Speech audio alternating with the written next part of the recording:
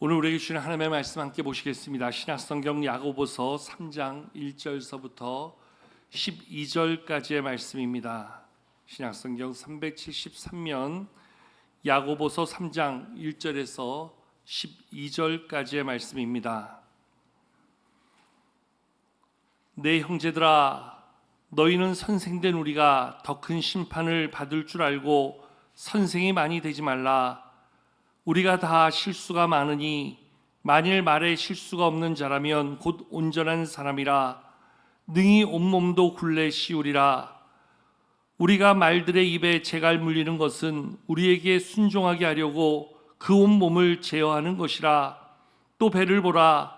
그렇게 크고 광풍에 밀려가는 것들을 지극히 작은 키로서 사공의 뜻대로 운행하나니 이와 같이 혀도 작은 지체로 돼 큰 것을 자랑하도다. 보라, 얼마나 작은 불이 얼마나 많은 나무를 태우는가. 혀는 곧 불이요 불의의 세계라. 혀는 우리 지체 중에서 온몸을 더럽히고 삶의 수레바퀴를 불사르나니 그 사르는 것이 지옥불에서 나느니라. 여러 종류의 짐승과 새와 벌레와 바다의 생물은 다 사람이 길들일 수 있고 길들여 왔거니와 혀는 능히 길들일 사람이 없나니 쉬지 아니하는 악이요 죽이는 독이 가득한 것이라. 이것으로 우리가 주 아버지를 찬송하고 또 이것으로 하나님의 형상대로 지음을 받은 사람을 저주하나니 한 입에서 찬송과 저주가 나오는도다. 내 형제들아, 이것이 마땅하지 아니하니라. 샘이 한 구멍으로 어찌 단물과 쓴물을 내겠느냐. 내 형제들아, 어찌 무화과 나무가 감람 열매를 포도나무가 무화과를 맺겠느냐. 이와 같이 짠물이 단물을 내지 못하느니라. 아멘. 어떤 남자가 하루는 산책을 나왔다가 무단횡단하게 됐습니다. 그러다가 트럭에 치여서 죽을 뻔했습니다. 놀란 트럭 기사가 차를 세우더니 이 남자를 보면서 욕을 해댑니다. 야, 이 바보 멍충 같은 놈아, 눈도 안 뜨고 다니냐? 너는 머리는 그냥 들고 다니냐? 욕을 한바탕 쏟아붓고 그냥 갑니다. 욕을 한바탕 들은 이 남자 옆에서 그의 아내가 묻습니다. 아니, 여보, 저 기사 아는 사람이에요? 아니, 내가 어떻게 알아? 그랬더니 여자가 자기 남편에게 이렇게 이야기합니다. 그런데 당신 어떻게 정확하게 그렇게 알고 이야기해? 이해가 안 되는 분들은 예배 끝나고 옆에 분들에게 물어보시기 바랍니다. 아마도 이 남자는 자기에게 욕을 퍼부었던 그 택시기사, 그 트럭기사보다도 아마 그렇게 말하는 아내가 더 미웠을지도 모릅니다.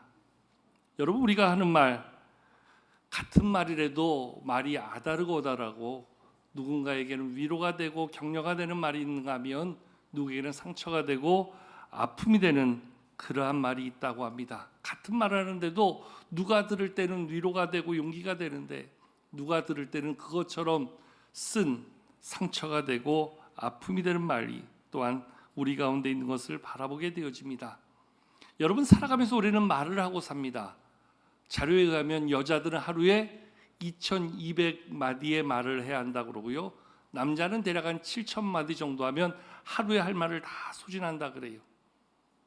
여자가 집에 있으면서 하루 종일 말을 못하고 집에 있다가 밖에서 자기 할 말을 다 하고 돌아온 남편을 향해서 여보, 우리 좀 이야기 좀 하자. 그럼 남편은 짜증을 낸다고 하지요. 자기 안에서 있어서 할 말을 다 풀어놔야 되는데 그걸 못하니까 여자들은 스트레스가 되고 그 말을 다 받아줘야 되니까 남자들 또한 스트레스가 돼야 된다고 이야기합니다. 여러분, 우리가 살아가는 삶의 자리에서 말은 너무나 소중한 기능을 가지고 있지요. 우리 속담에도 보면 말에 대한 교훈이 참 많습니다. 말에 대한 속담이 많은데 이 말에 대한 속담이 많다는 것은 그만큼 말이 주는 교훈, 말이 주는 경고가 많다는 거지요. 예를 몇 가지만 들어보면 발 없는 말이 천리 간다 이야기합니다.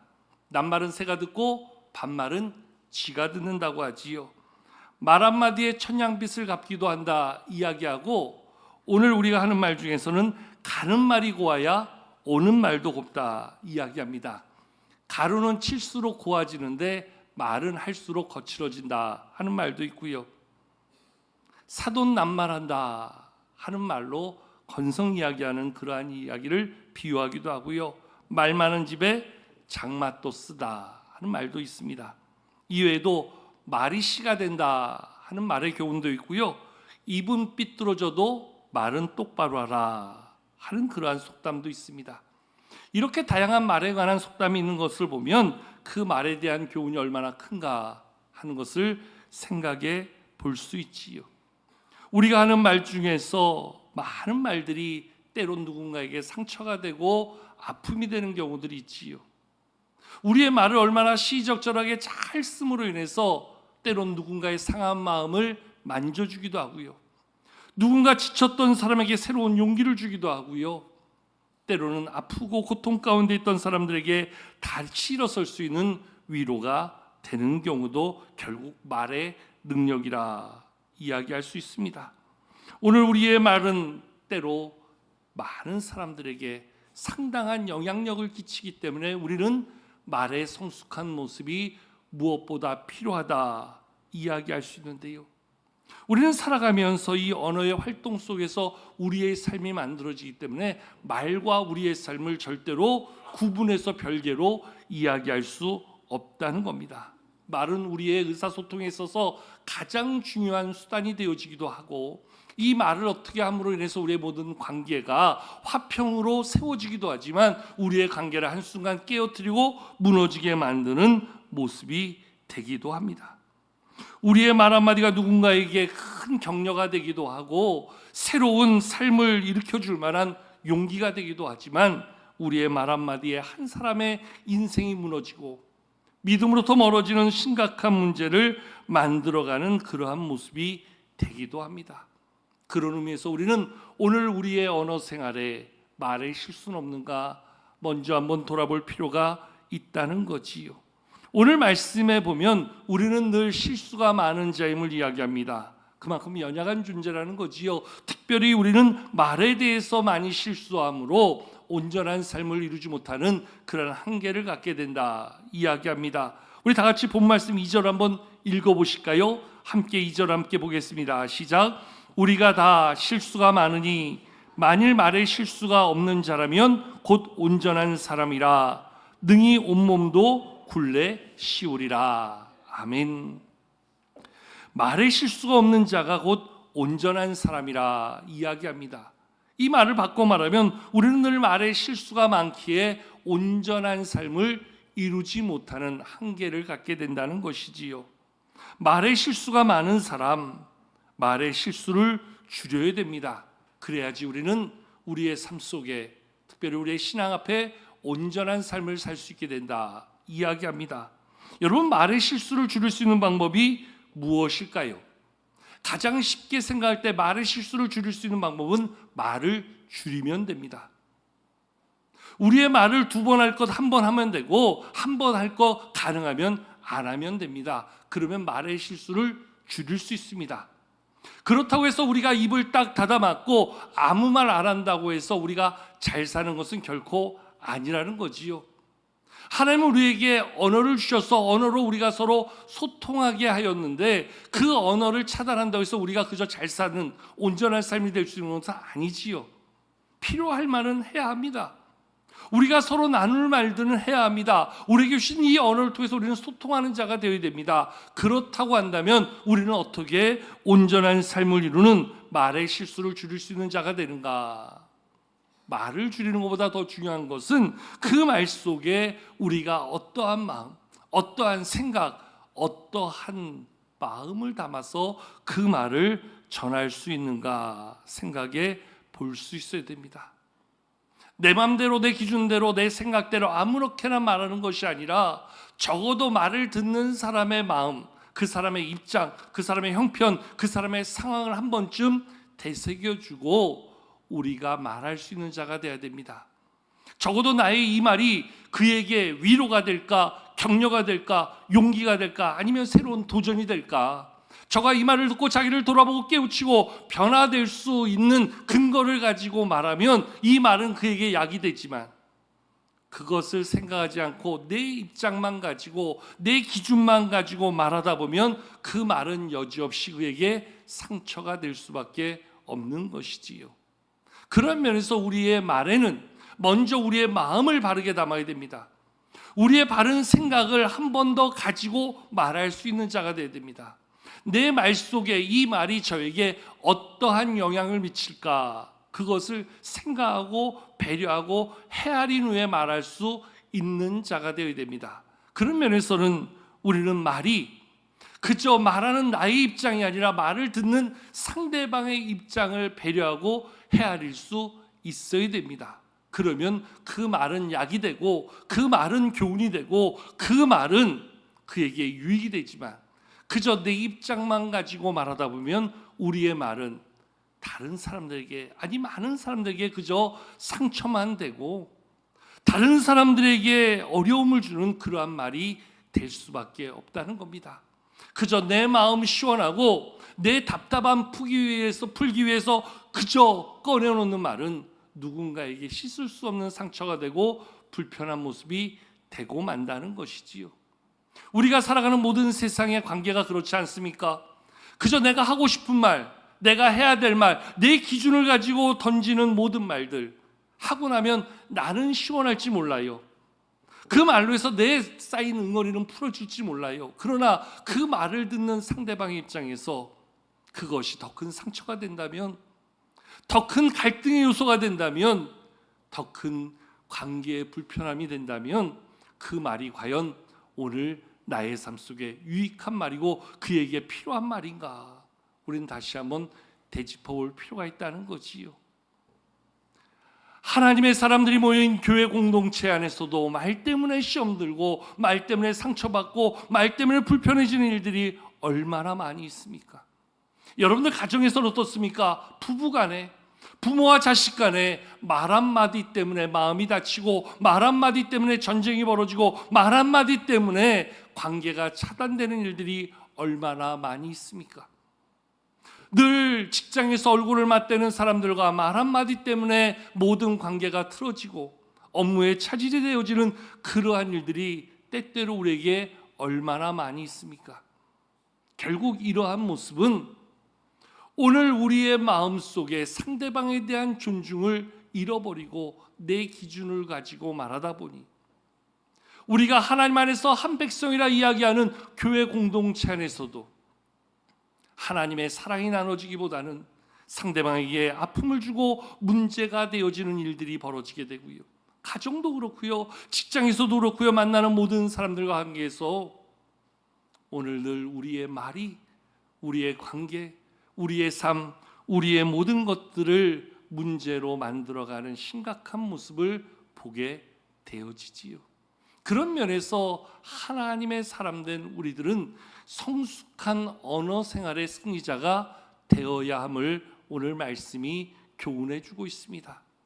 나의 새치어를 내가 함부로 말하고 통제하지 못함으로 얼마나 많은 사람들에게 불편을 주고 상처를 주고 우리의 관계를, 우리의 공동체를 무너뜨리는가. 가만히 보면 말 한마디가 한 사람의 마음을 완전히 무너뜨립니다. 공동체의 모든 관계를 무너뜨립니다. 그래서 우리가 하나님을 믿는 믿음의 사람이라 하면서도 우리는 우리의 삶 속에서 하나님의 영광을 이루지 못하는 온전한 삶을 잃어버리는 모습이 얼마나 많은지 모릅니다. 하나님 우리에게 말의 축복을 주었어요. 말의 권세를 주셨어요. 우리의 말에는 말 자체에 하나님이 주신 능력이 있습니다. 여러분 말을 가만히 보면요, 우리의 속담에도 말이 씨가 된다는 말이 있잖아요. 우리가 말한 대로 된다는 거예요. 그 말 뱉은 것을 통해서 그 말이 이루어지는 하나님의 역사가 그 안에서 만들어진다는 거예요. 여러분 하나님이 천지를 창조하실 때 뭐라고 말씀하셨습니까? 빛이 있으라 하심에 빛이 있었고 그 빛이 하나님 보시기에 좋았더라. 흑암이 있던 그곳에 빛이 있으라는 그 말 한마디에 빛이 만들어지고 그 빛이 온 세상을 밝히 만들어가는 하나님의 능력이 되었음을 말씀은 보여주지요. 첫째 날에 빛을 만든 것뿐만 아니라 모든 것을 하나님은 말씀 한마디로 이 세상을 만드셨던 놀라운 창조의 역사. 여러분, 하나님의 말씀에는 이러한 능력이 있음을 우리 가운데 보여주고 있는 것이지요. 이것은 하나님의 말씀뿐만이 아닙니다. 이스라엘 백성들이 출애굽하고 약속의 땅으로 가던 중에 모세가 하나님의 명령을 따라 각 지파에서 한 명씩을 택하여 12명 40일 동안 가나안 땅을 정탐하게 합니다. 그리고 그 땅을 보고 와서 보고하는 자리, 12명이 그 땅을 보고 와서 보고하는데 10명이 이야기하는 것이 뭐라고 이야기합니까? 우리는 안 되겠다, 우리는 못하겠다, 우리는 할 수 없다라고 이야기합니다. 왜냐하면 거기는 힘센 안악 자손들이 이미 그 땅을 지배하고 있기에 우리는 저들 앞에서 메뚜기와 같은 존재다, 도저히 못 갈 것 같다. 12명 가운데 2명 여호수아 갈렙이 아니다, 하나님이 그 땅을 우리에게 주셨다, 하나님이 우리와 함께 하시면 저들은 우리의 밥이 될 것이다 이야기해도 이미 10명 다수의 이야기에 마음을 뺏겨버린 이스라엘 백성들이 밤새 통곡하고 탄식합니다. 그 10명의 이야기를 전해들은 모든 이스라엘 백성들이 절망 속에서 이제 끝났다, 안 된다, 어쩌면 좋냐 탄식할 때에 하나님이 그들 가운데 나타나서 민수기 14장 28절에서 이렇게 이야기하시죠. 그러냐, 좋다, 너희의 말이 내 귀에 들린 대로 너희가 너희에게 그대로 해주겠다. 이 말은 무엇을 이야기합니까? 우리 말에는 권세가 있어서, 우리의 말에는 하나님의 역사가 있어서 우리가 뱉은 대로, 우리가 선포한 대로, 우리가 말한 대로 하나님이 그렇게 일하시겠다는 거지요. 안 된다, 못 된다, 할 수 없다 하는 사람들에게는 그대로 되고, 하나님을 믿고 의지하면서 해보자 하는 사람들에게는 하나님이 그렇게 역사해 주시겠다 말씀해 주고 있는 것이지요. 동일한 것을 보고서도 어떻게 보느냐에 따라서 우리의 말이 달라집니다. 어떻게 생각하느냐에 따라서 우리의 말이 달라집니다. 근데 여러분, 가만히 보면요, 우리가 살아가면서 안 된다, 못한다, 할 수 없다는 사람들 보면은 단순히 이게 입의 문제가 아니라 그의 사고가, 그의 마음이 언제나 부정적인 가치를 가지고 모든 것들을 안 된다는 기준으로 바라보고 말하는 것을 보게 되어집니다. 그저 어떤 특정한 사건에 대해서 안 된다, 못한다가 아니라 늘 마음속에 부정적 사고가 있는 사람들이 있어요. 늘 마음에 품고 생각하는 것들이 안 된다라고 말하는 사람들이 있어요. 그 사람들을 보면 모든 사고와 모든 방식이 부정적인 가치로 모든 것들을 보고 모든 것들을 말하려고 한다는 거예요. 그런데 어떤 사람들은 부정적인 가치가 있음에도 불구하고 그 작은 가능성의 가치를 보고 거기에 기준을 두고 거기에 마음을 두고 거기에 판단의 근거를 두고 이야기하는 사람들이 있어요. 여호수아 갈렙이 그랬지요. 안악자손들이 있는 거 사실이었어요. 우리의 힘으로 싸울 수 없는 거 사실이었어요. 그러나 그들의 이야기를 들어보면 그들은 이렇게 이야기하지요. 하나님이 우리와 함께 하시면 우리는 능히 이길 것이다. 하나님이 함께 하실 것을 믿고 그 믿음으로 긍정의 가치를 가지고 바라보니까 가능하더라는 거예요. 할 수 있겠더라는 거예요. 어떠한 가치를 가지고 어떠한 마음으로 바라봐 주느냐, 그것이 우리의 마음의 말과 행동을 지배한다는 거지요. 그런 면에서 우리의 마음이 어떠한 가치를 가지고 살아가느냐 상당히 중요한데요. 여러분, 저는 예전에 한때 사진을 취미로 늘 사진기를 들고 다니면서 많은 사진을 찍었던 적이 있습니다. 요즘 바빠서 그렇게 할 수도 없고 이제는 마음도 많이 식어졌는데요.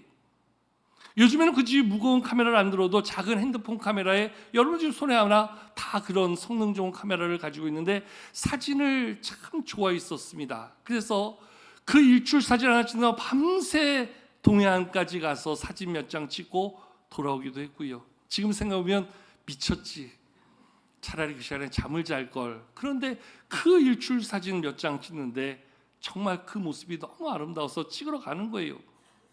한 번은 저 스스로에게 그런 질문이 듭니다. 너 사진 왜 찍냐? 사진이 너에게 주는 유익이 뭐냐? 또 다른 사람들이 저에게 물어봅니다. 그때 당시 전사 때고 그때 당시 이제 부목사 때인데 전사님, 목사님 왜 이렇게 사진을 좋아하세요? 하나님 앞에 기도하면서 한번 물어봤어요. 하나님, 제가 사진을 왜 찍을까요? 왜 찍어야 할까요? 그 사진을 찍는 것에 대한 제 스스로에 대한 질문하다가 하나님께서 그런 마음을 주셨어요. 너 사진 때문에 네 시각이 바뀌었잖아. 사진 때문에 네 마음이 바뀌었잖아.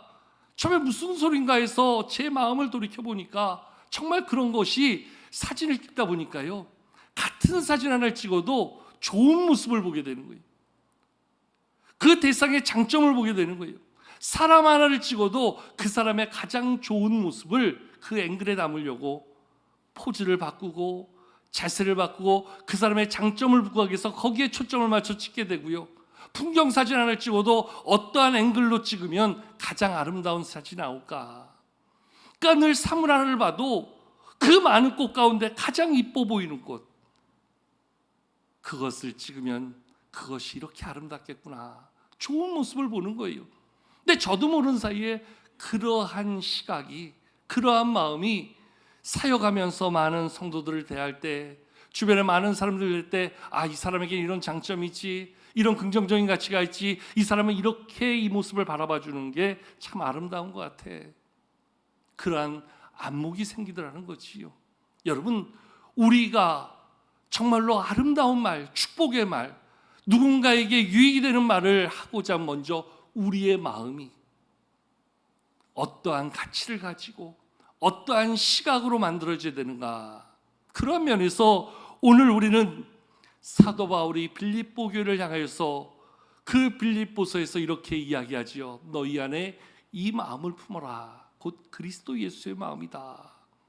당시 빌립보 교회에 유오디아 순두개가 싸움을 벌이고 서로의 마음이 나눠져서 상대에 대한 미움과 질시가 있을 때 그들 향하여 너희 안에 이 마음을 품어라.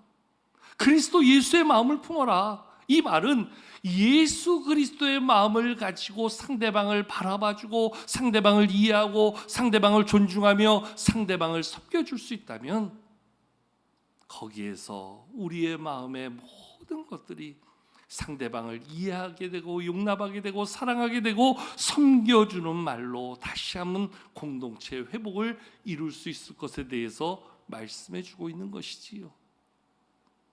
여러분, 사역하면서 가장 힘들 때가 언젠가 저에게 누가 묻는다면 저는 이렇게 이야기하고 싶어요. 공동체 안에서 누군가가 말의 상처를 받고 누군가가 마음의 상처를 받아서 예배 자리로부터 멀어지고 믿음의 자리로 멀어지고 심지어는 공동체에서 멀어지게 되었다.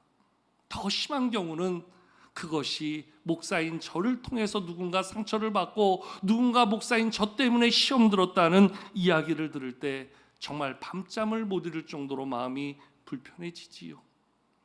우리는 하나님 앞에서 사랑하라고 모인 공동체인데, 사랑으로 섬겨주는 공동체인데, 우리의 쉬운 말 한마디에 누군가 상처를 받고 시험을 들었다는 것, 얼마나 불편한 모습입니까? 우리의 가정도 마찬가지지요. 부부간에 쉽게 뱉은 말 한마디가 서로에게 큰 상처가 됩니다. 마음에 불편함이 됩니다. 보이지 않는 벽이 생기게 됩니다. 얼마나 우리의 마음에 힘든 모습이 되어지는지 모릅니다. 그런 면에서 오늘 말씀의 제목처럼 성도의 언어 생활은 성도만이 가질 수 있는 특별한 언어의 삶으로 우리의 말과 우리의 입술을 채울 필요가 있다는 거지요. 그저 세상이 말하는 고급 언어로 이야기한다고 해서 그것이 성도의 수준 높은 언어 생활이 아니라 하나님의 마음을 가지고 하나님의 말로 우리의 세치어를 통제하고 다스리면서 우리가 천국의 언어를 이야기할 수 있다면 거기에 진정한 성도의 언어 생활이 아름답게 복되게 만들어질 수 있는 것이지요. 여러분, 천국 방언 아세요? 예전에도 한번 제가 말씀드린 기억이 나는데, 천국 방언은 미고사축 아시죠? 어떠한 경우에도 이 말만 하면 우리 가운데 이 하나님 주신 기쁨과 평안이 깨어지지 않는다는 거예요. 누가 좀 내가 잘못했을 때 빨리 미안합니다 하면 끝나는 거예요. 누군가에게 늘 마음을 열어서 감사합니다 하면 되는 거예요. 늘 누군가를 바라보면서 사랑합니다 선포할 수 있으면 되고요. 누군가를 바라보면서 언제나 하나님의 마음으로 당신을 축복합니다, 이 미고사축, 미안합니다, 고맙습니다, 사랑합니다, 축복합니다, 이거면 다 되는 거지요. 그 외에 다른 말이 뭐가 더 필요하겠어요? 근데 우리는 우리의 입술에 이것을 못한다는 거예요. 이것을 담을 수 있는 마음이 비어 있다는 거예요. 누군가를 향해서 늘 천국의 방언으로 말할 수 있다면 거기가 천국 아니겠어요? 거기가 하나님의 사랑으로 충만한 하나님의 기쁨이 가득한 곳 아니겠어요? 여러분, 저는 개인적으로 영어를 참 못하는 사람인데요, 저희 아내는 제가 영어를 제법 하는 사람으로 알아요. 가끔 공항에서 이제 외국에 들어가고 그럴 때 이제 그 입국 심사라면 뭐 이렇게 통화를 하는데 당신 이렇게 대답을 잘해. 이제 각자 할 때 이제 제가 하는 걸 뒤에서 보다가 나중에 이제 물어보는 거예요, 저한테. 어떻게 당신 이렇게 대답을 잘해? 그냥 뭐 하는 거야. 어떻게 하는데? 그래서 나중에 제가 비밀을 알려줬어요. 딴 거 없어. 3마디만 할 줄 아면 돼. 영어 어려울 거 없어. 말하면 yes, yes, yes, okay, thank you. 거기에 하나 덧붙인다면 sorry. 그러면 다 되는 거야. 어려울 거 없어. 그 외에 뭔가 물어보는데 모르겠으면 응? 그러면 끝나는 거예요. 굳이 말이 안 통하는데 내가 더 이상 얘기할 필요도 없고, 굳이 나눌 얘기 없는데 내가 그 사람을 붙잡고 있을 필요가 없으니까 아주 짧게 다 해결되더라고요. 여러분, 우리가 신앙생활하면서 우리 안에서 많은 말들로 이야기하다 보니까 문제가 되지요. 우리 안에 주신 하나님이 주신 그 말을 담아서 이야기한다면 아무 문제가 없는 거예요. 하나님의 마음을 가지고 그를 향해서 우리가 이야기할 때 미안합니다, 한마디면 끝나는 거예요. 고맙습니다, 그러면 충분한 거예요. 하나님의 마음을 담아 그에게 사랑을 선포하고 그에게 축복을 말할 수 있다면 그것보다 더 귀한 말이 어디 있겠냐고요. 근데 우리는 늘 이것을 제하고 나의 생각을 말하고 나의 입장을 말하고 내 기준으로 말하다 보니까 듣는 사람 입장에서 그것이 상처가 되고 불편함이 되는 경우들이 얼마나 많은지 모릅니다. 여러분은 이렇게 말하는 사람들의 특징 중에 하나가 그렇게 말을 하지요. 목사님, 저는요 틀린 말을 안 해요. 목사님, 저는요 없는 말 안 해요. 맞아요. 틀린 말 안 하고 없는 말 안 하는 거 알아요. 그런데 꼭 그 말을 할 때 듣는 사람의 입장을 고려해서 말하면 있는 말도 더 아름답게 가고 바른 말도 더 귀하게 들려질 텐데, 그저 우리는 우리의 입장에서 우리 생각만 가지고 있는 얘기하려고 하고 바른 얘기하려다 보니까 듣는 사람 입장에서는 같은 말도 나에게 상처가 되고 아픔이 되고 불편함이 되는 거예요. 우리 안에서 말 때문에 얼마나 시험 드는 사람이 많아요. 말 때문에 갈등이 만들어지는 경우들이 얼마나 많아요. 말 때문에 때로 상처받고 말 때문에 엎어지는 경우들이 얼마나 많아요. 그런 면에서 성도의 언어 생활은 누구보다 성숙한 말이 되어야 되고 누구보다 귀한 말이 돼야 된다 이야기할 수 있어요. 그러기 위해서는 오늘 말씀이 이야기해 주고 있는 것처럼 우리의 말을 뱉는 이 새치어가 잘 다스려져야 된다. 이것을 위해서 기도할 수 있어야 된다.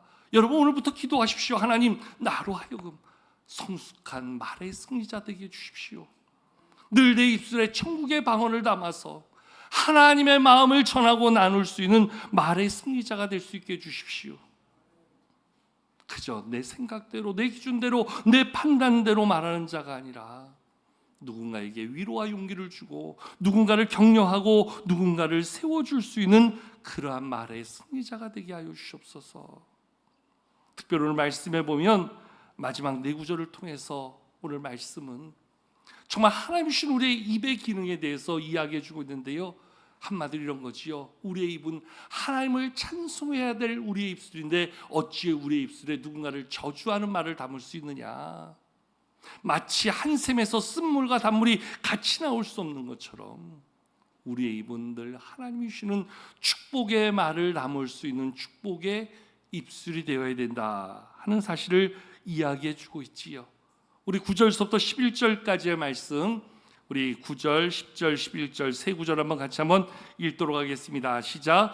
이것으로 우리가 주 아버지를 찬송하고 또 이것으로 하나님의 형상대로 지음을 받은 사람을 저주하나니 한 입에서 찬송과 저주가 나오는도다. 내 형제들아, 이것이 마땅하지 아니하니라. 샘이 한 구멍으로 어찌 단물과 쓴물을 내겠느냐. 아멘.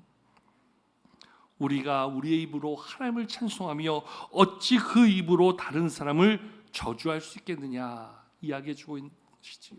근데 특별히 오늘 말씀 보면 9절 말씀에서 우리가 저주하는 그 사람이 어떤 사람이냐, 오늘 말씀은 이렇게 이야기해 주고 있습니다. 하나님의 형상대로 지음을 받은 사람이다. 하나님의 형상대로 지음을 받았다는 게 뭘 이야기합니까? 그도 하나님 앞에서 참으로 귀하게 선하게 하나님이 직접 세우신 하나님의 축복의 사람이라. 함부로 우리가 이렇게 저렇게 말할 수 없는 사람이라는 거지요. 때로 그가 실수하고 그가 모르고 그가 연약해서 그렇게 행동하고 그러한 모습을 보였다 할지라도 내가 함부로 저주하며 말할 수 있는 상대가 아니라는 거예요. 근데 우리는 여전히 내 기준을 가지고 함부로 말해요. 내 감정 속에서 그를 함부로 표현해요. 내 판단 속에서 그의 허물과 잘못을 함부로 이야기하고 지적하려고 그래요. 이것이 얼마나 잘못된 모습인가. 오늘 다시 한번 우리를 돌아보라 이야기하고 있는 것이지요. 우리가 하나님 안에서 믿음으로 살고 믿음에 합당한 말의 승리자가 된다는 것, 여기에 진정한 성도의 성숙한 신앙이 있다 이야기할 수 있지요. 세상은 얼마든지 자기의 이익과 자기의 필요와 자기의 목적에 따라 아무렇게나 이야기하고 아무렇게나 사람을 판단하고 비방하고 사람을 무시하는 곳이 세상이라고 한다면, 적어도 교회만큼은, 적어도 공동체만큼은, 적어도 사랑의 근원이라 이야기하는 우리의 가정만큼은, 우리의 모든 관계만큼은 적어도 세상과 다른 가치를 가지고 말 한마디에 위로가 있고 말 한마디에 격려가 있고 말 한마디에 사랑과 축복이 있는 그러한 삶이 되어야 하잖아요. 구약의 다윗은 시편 141편 3절에서 이렇게 그의 기도를 하나님께 드리고 있는데요. 시편 141편 3절 우리 자막을 보고 같이 한번 읽어보실까요? 함께 있습니다. 시작. 여호와여 내 입술에 파수꾼을 세우시고 내 입술의 문을 지키소서. 아멘. 오늘 다윗이, 이스라엘의 왕이었던 다윗이 하나님 앞에 이런 기도를 한다고 했다면 그도 하는 말이 누군가에게 상처가 되고 아픔이 되고 문제가 되지 않기 위해서 얼마나 하나님 앞에 기도로 자신을 다스렸는가 한번 우리 자신을 돌아보게 하잖아요. 위대한 성공 다윗조차도 그렇게 자기의 입을 잘 다스리고자 하나님 앞에 기도했다고 한다면, 오늘 이 기도가 이 한 주간 우리의 기도가 되고 우리의 마음에 간절한 소망이 되어야 될 줄로 믿습니다. 하나님, 내 입술에 파수꾼을 세워주시고 내 입술의 문을 지켜주시옵소서. 우리의 말 한마디가 누군가에게 격려가 되고 위로가 되고 용기가 되어질 정, 누군가에게 상처가 되고 아픔이 되고 문제가 되지 않게 하여 주시옵소서. 그래야 우리 교회 공동체 안에, 우리의 가정 안에, 우리의 직장 안에, 내가 만나는 모든 사람들에게 나의 말이 하나님의 마음을 나누고 하나님의 사랑을 전하는 축복의 말이 되게 하여 주시옵소서. 그러한 모습 될 때 정말 우리 교회가 하나님의 사랑과 위로로 충만하며 누가 와서도 하나님의 사랑 안에 힘을 얻고 다시 일어서는 그러한 믿음의 놀라운 승리의 장이 되어질 줄로 믿습니다. 그 일을 하나님이 우리에게 맡기셨다면 우리의 말을 다스리고 우리의 삶을 바르게 세워서 하나님의 축복의 언어로 하나님의 영광을 이루는 그러한 공동체를 만들어가도록 더욱더 힘을 다하는 우리가 되어야 될 줄로 믿습니다. 우리가 함께하는 우리 교회 안에, 또 여러분들 가정 안에, 여러분들이 만나는 직장의 모든 사람들과 여러분의 주변에 있는 모든 사람들에게 이 축복의 언어가 나누어지는 성숙한 믿음의 승리가 있는 한 주간 되기를 주의 이름으로 축원합니다.